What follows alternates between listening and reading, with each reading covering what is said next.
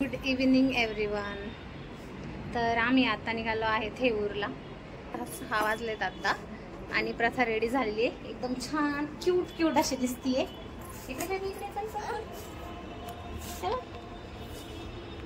शिराण एकदम तयार झालेली आहे आणि आम्ही आता जस्ट निघणारच आहोत. आवरून झालंय आमचं आणि आता आम्ही जस्ट निघणारच आहोत. हाय कर बाबा. हाय से हाय. से हाय. हाय हाय कर. हाय से हाय. हाय. क्यूट अशी दिसते, सुंदर सुंदर. आणि आता तिला तिचे सनग्लासेस घालायचे. असे असे घाल ना. असे नो नो नो नो. आहा माझी हिरोईन. चला तर मग आता निघूयात, कारण ऑलरेडी उशीर झालेला आहे. तर आम्ही लिफ्टच्या बाहेर उभा आहेत आता.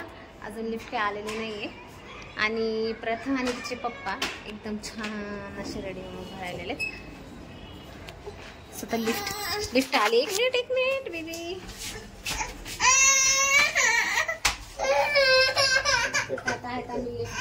म्हणून तिच्या पप्पांचा फोन घेतला म्हणून ती रडतीये. बाकी काही नाही.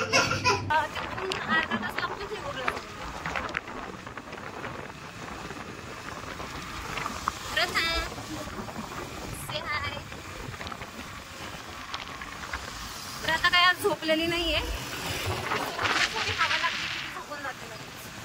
दिवसभर काय झोपली वगैरे नाहीये.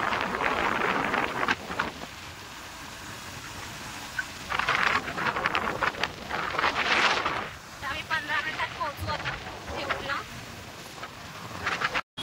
आता आम्ही कोलवडीमध्ये पोहोचलोय आणि वातावरण तर तुम्ही बघू शकता कसं झालंय. 6:30 वाजून गेलेले आणि रोड हा एकदम ट्रॅफिक फ्री आहे. सो लवकरात लवकर पोहोचू.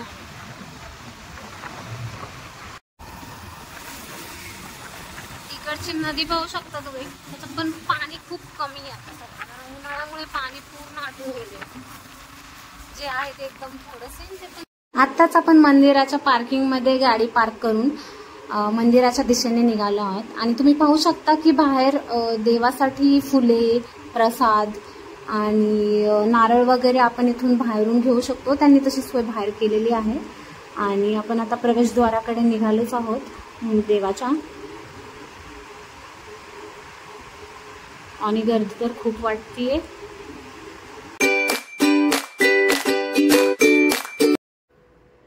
आता आपण मंदिराच्या प्रवेशद्वारात आलो आहे. चला मग आता मंदिरात प्रवेश करूयात. आणि चतुर्थीला वगैरे ज्यावेळी आपण येतो ना त्यावेळी खूप गर्दी असते. बघूयात आज कशी गर्दी वगैरे आहे. आणि उन्हामुळे यांनी आपल्याला मंडपाची वगैरे सोय केली भाविकांसाठी. आणि लाईन तर दर्शनासाठी दिसतीये. चला तर मग आता दर्शन घेऊयात.